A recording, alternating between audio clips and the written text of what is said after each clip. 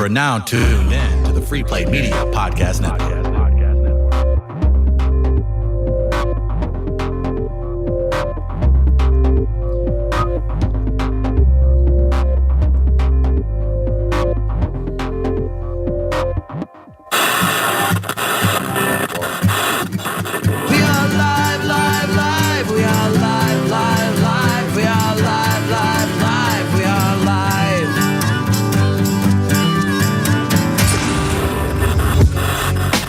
We are live from Gaslight Lounge right here in St. Louis, Missouri. Going to tell you about our guest in just a second. Real quick, big thanks to these guys. By Jack, they gave us mic flags or mic covers. We're not going to use them, but I wanted to acknowledge the fact that they were made quickly and efficiently. We got some cool T-shirts as well. Here at Gaslight today, big thanks to sponsors Melissa Kaiser, Cornerstone Mortgage, Logboat Brewing Company, and Travis. We've got a couple of events of our own I got to tell people about. May I? Please. Okay, right here at Gaslight Lounge in the parking lot, June 2nd. Get tickets, weareliveradio.com. The great Ian Bagg, headlines. You've into him? I like Canadian comedians. Canadian comedians. He's there. Jonathan Kite, you know him from? Two Broke Girls. That's right. They're going to headline the big show here. Music by the Bernie Sisters, Gavin M. Cerebral Entertainment Podcast. All kinds of good stuff happening here. Lots of local comics. Buy tickets today. Get plugs out of the way. Get going. We're good to go. Let's do it. Today, proud to be joined for a pop-up podcast. First off, thank you to everybody who's joined us today. You give yourselves a round of applause. We can't hear you, but it's good. But we were joined. David Koechner, thanks for coming in, man. I'm so excited. You're at Helium all weekend. Yeah. We got to sell this out.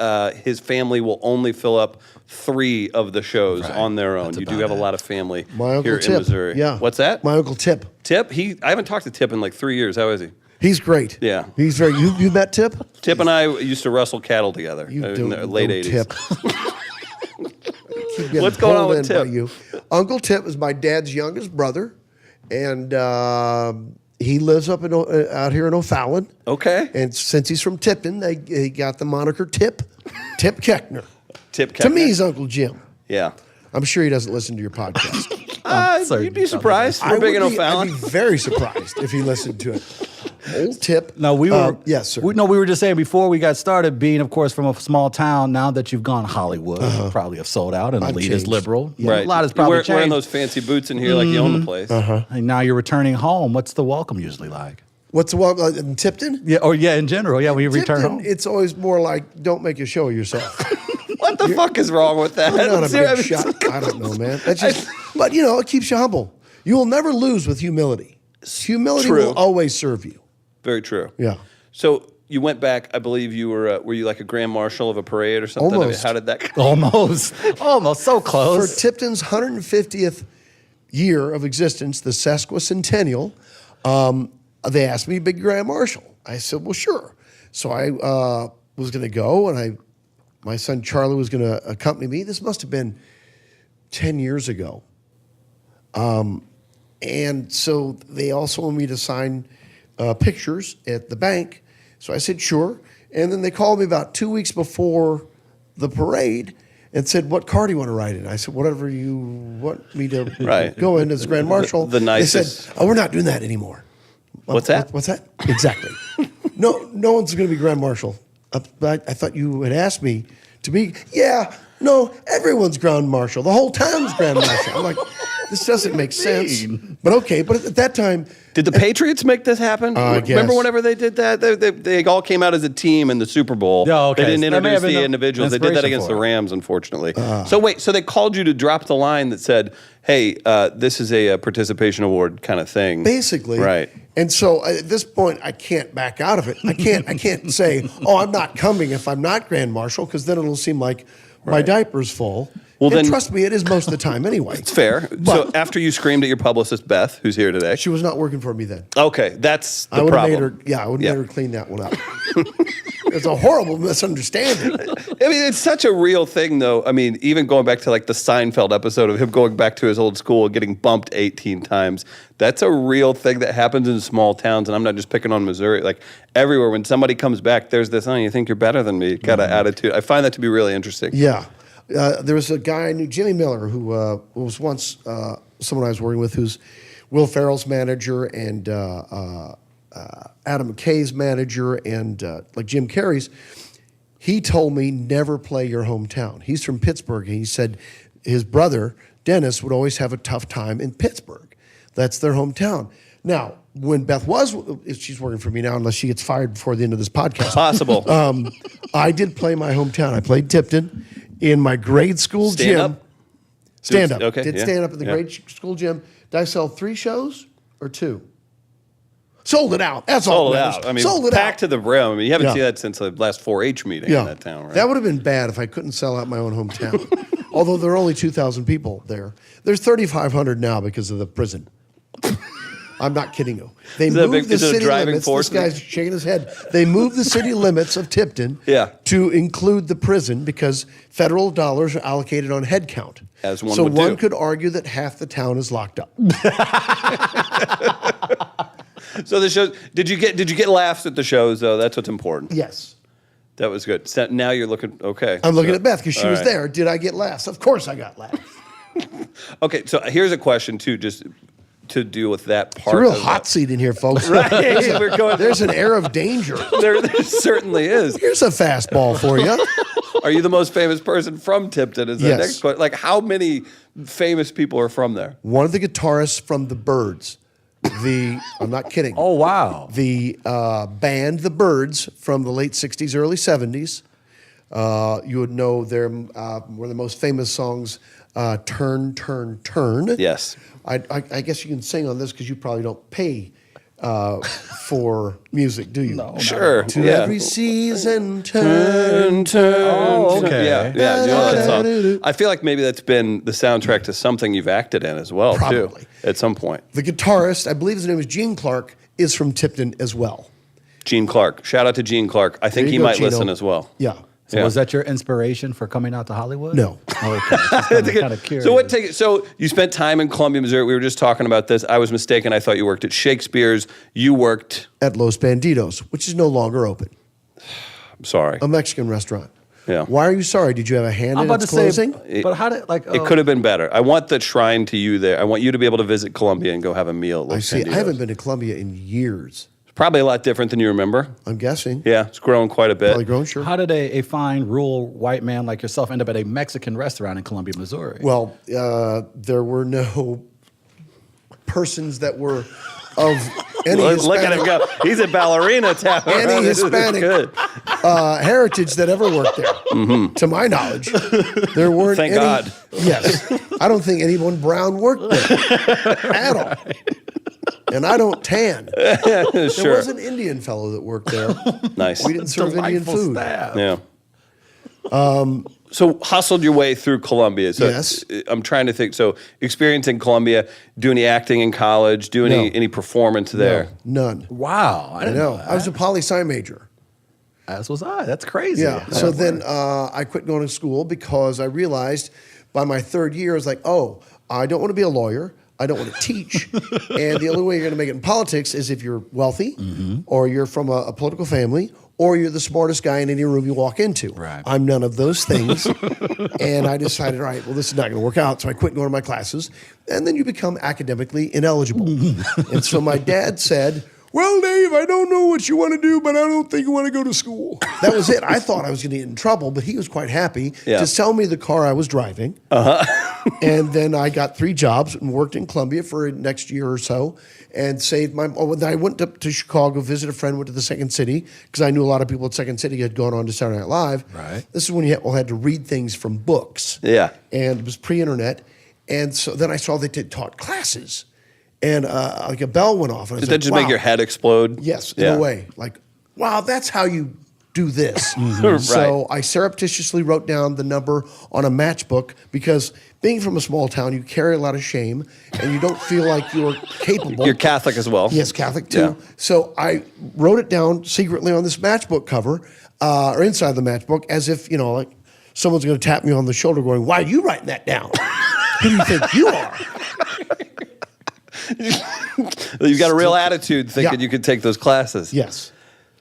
So think you're inspired. special? Yeah. Yes. So it inspired you to get up there. That kind of shot the career into the trajectory. Well, where then I came back the next year. I went home, saved money, and then moved to Chicago. That was it. yeah, and that's the end of the story. Thanks everybody. Yeah, there We it is. appreciate Good it. Yeah, it night. was Then a good I started time. taking classes at the place called the I.O. Improv Olympic and Absolutely. Second City at the same time. And I happened to be there at a very special time in that you don't know it, but everyone I worked with became super famous. I was there for 9 years, and in that time span, I worked with Chris Farley and Mike Myers and Steve Carell, Steve Colbert, Nancy Carell, Steve's wife. And there's a slew of writers for Conan, or for all the late night shows. Right. That still write for these shows. Chris and I just recently finished the Dana Carvey documentary that's currently on Hulu. I haven't seen it. discussing the Dana Carvey show. The Dana Carvey show. And we go with his relationship with Steve Carell and being in that environment. Did you guys knew you had something special? Did everyone just trying to figure it out? You don't know. I worked with Bernie. Well, Bernie Solins was one of the pioneers of Second City. He created it. I think he owned it originally. And I sat down and had lunch with him before I left to go to Saturday Night Live. And he said he had never seen a confluence of talent like had just been there the previous 10 years. Wow. Like in that time span, he said he'd never seen so much talent. That has to be an insane thing to be a part of too, because like you have a great show, right? Or you just knock it out of the park with a new character you're working on, and then you go home and you're like, I am still drinking shitty beer and eating ramen or whatever you're doing, or rent's late or whatever that is. That has to be. Did you ever think about tapping out, heading back to Tipton?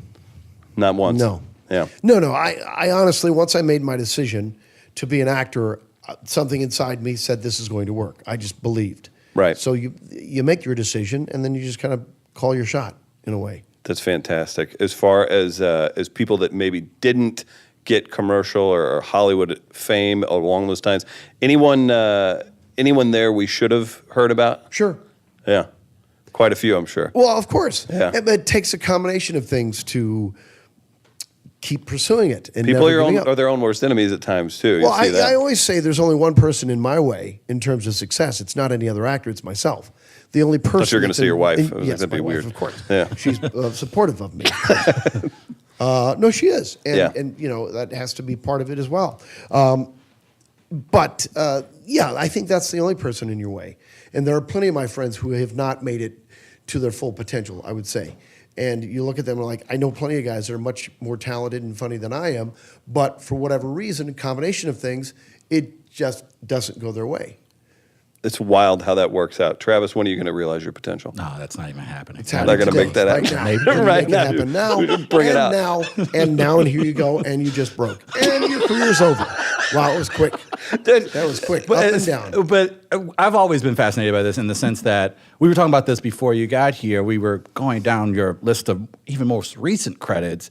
How in the hell are you a guy who has 5 kids, a wife, and you are doing voiceovers, films, television? How in the world do you balance that? Especially now. It seems like you're always so busy. You got to pretend you're a fulcrum. And you are the balance. I don't think about it. Sometimes you just have to appreciate it. I will work 3 jobs a week. I will work 3 different ones. I'll do the show Superior Donuts, which I'm on. We just wrapped production at the end of March. And then I will do maybe a guest spot on another show and a voiceover all in the same week. And I just got to remind myself that I'm blessed. Right. Rather than you can sometimes feel less than appreciative of how much work you have because you want days off. Right. To see your family, do all those things. You were talking about kind of realizing your potential. Whenever you hit Saturday Night Live, that's like a dream, right? Yeah. And then it ends up being a bit of a short run on year. that.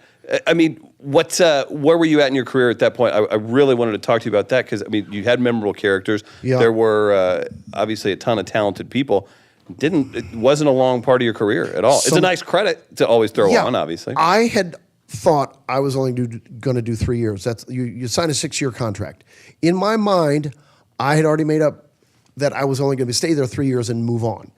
I had also felt that the show may have run its course before I got there.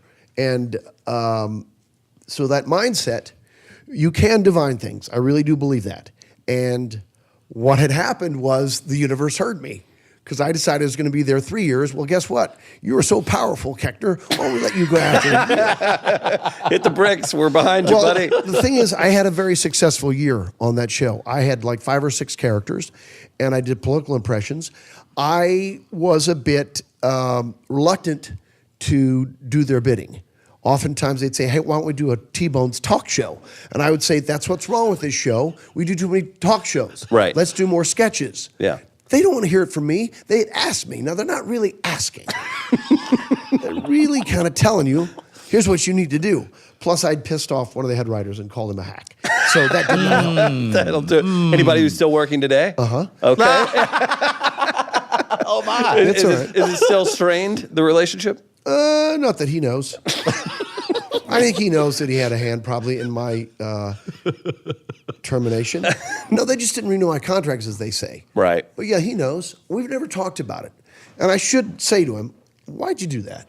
Yeah. Lauren didn't want me to go. And he blamed it on West Coast. West Coast had a hand in my not being picked up again. Wow. Yeah, which is fine. Because 6 months later, my wife out in L.A., that wouldn't have happened. So, a series of events has to go a certain way for your life to go that way. But here's the thing. It's never slowed me down. Right. As you'd see, I've worked since. And how does that work, I guess, in the industry? Because there's a strong likelihood that you're going to come back across these people at some point in your career if you stay long enough. So how do you balance that? How do you manage that, knowing that, yeah, this guy's a real asshole, but I have a feeling there's at some point down the line we're probably going to cross each other. Did you grow up getting into scraps in Tipton, Missouri? I'm guessing like somebody from a small town, maybe things aren't always solved very easily either. I've never been in a fight in my Good. life. It's true. Not once. Not one. With that hat on, you're going to sit there and tell me. Not one time. Yep, I got boots too, so I could spread it as deep as you need it to be. But I've never been in a fight. I guess because I can talk my way out of it. The mouth can get you in trouble and get you out. the St. Louis model, too. No, I kind of stepped on his question though. I guess being around that atmosphere in Hollywood, obviously you're going to cross other paths. As far as dealing with folks like that, or even just failed projects. Here's the way I look at it. Yeah. In show business, everyone's going to get fired at some point. It's Absolutely. like being a manager of a baseball team. Everyone's going to get fired. Right. Every network head gets replaced.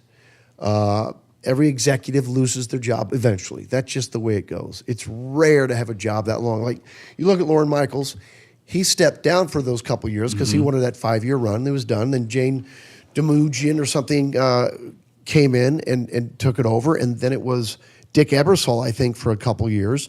Then Lorne came back. When's that guy ever going to catch a break? Dick Ebersol? I mean, like, man. Isn't he passed? He's still around. Is he? Still working. Yeah. And then his son's doing stuff too. But I'm not sure that's the same Ebersol that ran it. I cannot Okay, either remember. way, yeah. Someone without some nerd out there goes, he doesn't know what he's talking about. I'm trying on little sleep to give you the history of Saturday Night Live. certainly doing a great job. Yeah, I'll say that. I want to remind fail, I pass. Yeah, I you said pass. more truthful things than I've lied. Good. So, and the lies that I've made up seem true enough that I'm a modern day Mark Twain. Hi. Hello, everybody. I have facial hair. It's looking good. How are you digging the beard? I am. It's hot. Is so this great. for a role, by the way? I'm just No. curious. Just going to be nosy. It's just time off. Okay. We wrapped in March, and so you don't have a chance to grow facial hair when you're held by the constraints of TV. Yeah. I was hoping you were like, I'm in the next season of Fargo. I was like, awesome. You Great, should. wouldn't it? You'd be It great would. at You have to shoot that up in Canada. Yeah. And I don't want to be away from my family for 4 or 5 months. Right. Yeah. If you're in that's gonna be an Vancouver, issue. you can shoot right back down home. That's an hour and a half, that flight. If you're in Atlanta, that's a 3.5-hour flight back on Saturday morning, catch the 7 o'clock. You can make a 9 o'clock soccer game in LA. Oh, nice. And then I fly out in the afternoon, and so you've been home for 18 hours. So at least you have some time home. Right. But if you're in Canada, there's no easy way No, home. and then obviously everybody, I think here today or listening is familiar with your character Todd Packer on The Office, who was a regular, but you're not there all the time. So as far as all of the work, and then obviously you go out to shoot movies, got to mention Anchorman, everything you've done, what is the next evolution, where you're headed? What kind of slows down? Do you ever slow down? I mean, what's the ultimate job that would keep you busy and keep you close to home? Oh, the one I have on Superior Donuts. It's 10 minutes from my house. That's fantastic. CBS Radford. Yeah, I'm It's familiar 10 with minutes that from my area, house. yeah. And The Brady Bunch house is over there. Do you know that? I do. Okay. I couldn't tell you exactly where it is, but I know people get excited about it. It's in Studio City. It's probably within 3 miles of my house. We stayed in the house next to that and got really weirded out because people stopped by there all Yes. day long to take pictures. I'm like, what is happening? There's also, isn't there the stair steps in New York where they shot The Exorcist or something. It's very famous. Probably, which is the actual Exorcist happened like a few blocks from here too. Really? Yeah, that's a St. Louis tradition. We're like, yeah, toasted ravioli, The Exorcist, and the Arch. Like that's kind of a thing. And then whatever I had this morning, gooey butter cake. Good goodness. You had that this morning? Oof. You're That'll a good sit sport. with you. Yeah, Yeah. it certainly will. So it's a network show that goes on for 12 seasons. God, that'd be great. It's a CBS show. It's Yeah. usually, it's kind of one of those shows like hope- CBS is notorious for like, we're here for 15 years. Hopefully we are back. We haven't heard yet. I'll know next Tuesday. You have a lot of for sure. talented people on there. We've interviewed Jermaine before, and Jermaine's Rel amazing. has also been on. Rel as well. Battle. Rel Battle. I saw Rel the other night. We did Yeah? stand up in town. Same show, yeah. Very nice. So I do hope it comes back. It's also has Katie Seagal and the great Judd Hirsch. We have an amazing cast. That is Right? that's incredible cast. It's a deep bench. Yes. Every player, Diane Guerrero, everyone hits it out of the park. So I'm hoping we're brought back. But like that, don't know. With that being said, some of the more marquee films, obviously Anchorman, of course, your time on The Office, from the film, The Anchorman, and of course The Office had great writers, but there was so much improv still involved in those projects. How did you guys ultimately figure that out? I mean, as far as being able to Yeah, bounce what's the off each perfect other, mix in because that, yeah. you got some grade A personalities all in one room, and I'm sure you guys are just flying, but you want to be true to the character, you want to be true to the storyline. How did you guys manage that when you had some great writers in The Office and, of course, Adam McKay on Anchorman? The Office is not improvised. Does it feel like it is? It feels like you guys. Is that all written? Like I'm sorry. everything's live Was from- What's Up, my nerds? that literally- no way that was written. I believe it It's was. on a T-shirt that our friends put on that Yes. for you. And, I believe it was written. It was written. Yeah. Well, So yeah, all those you guys- delivered it like you fired off. Thank you. Off the hip. I'm Right. flattered that you feel it was improvised. Because That's you how had, good I am. you had so many people with such an improv background. It made sense. Well, I know- So I guess I felt like it did. at But what times. you got to remember in television, you only have so many minutes. Okay. It's 21 and a half minutes. If you add an extra word, someone else loses one. That's really what it comes down to. And so you can't just, every sentence you say is going to be replaced. You're replacing, if they keep it, replaces someone else's sentence. So you, to be a team player, do what's written. Now, if you have an idea for a line, you can certainly tell it to, it's really the writer and director's medium. Okay. For sure, yeah. Okay. I'm sure that goes over well with lots of notes for the writers. Well, I'm certainly not going to give them notes. I'm a guest. It's like if I would come on your show and tell you how to do it. Well, we could use some help. Clearly. You are in some trouble. That's true. Yeah. David, thank you so much for coming out It's here my today. pleasure. Everybody at Gaslight, get tickets. I almost want to incentivize people. If you were to show us you bought tickets while you're here, I've got some Cardinals tickets from our friends at St. Louis Counseling Services. I might even just hook somebody up with some tickets here if you prove that you've bought tickets during this. So we're going to incentivize people to do that. I'll be hanging out. So but, you'll give them show me a receipt that they Redbirds purchased it. tickets Yeah. if they've already purchased tickets for my show. For your show. Got you. I'm looking out for you. You're trying to sell. You do Trying to so think well how every I'm time. going to get my hands on your tickets. We'll make that happen. Again, big thanks to everybody for coming out. Thanks to Gaslight, everybody making this possible. Sir, what a pleasure. Thank you. Thank you so much. Thanks, everybody. We appreciate it. David Koechner, everybody. Especially the man who brought literally a baby to a bar. Baby to a bar and is drinking from a bottle. So hats off. Good parenting. Yep, there you go.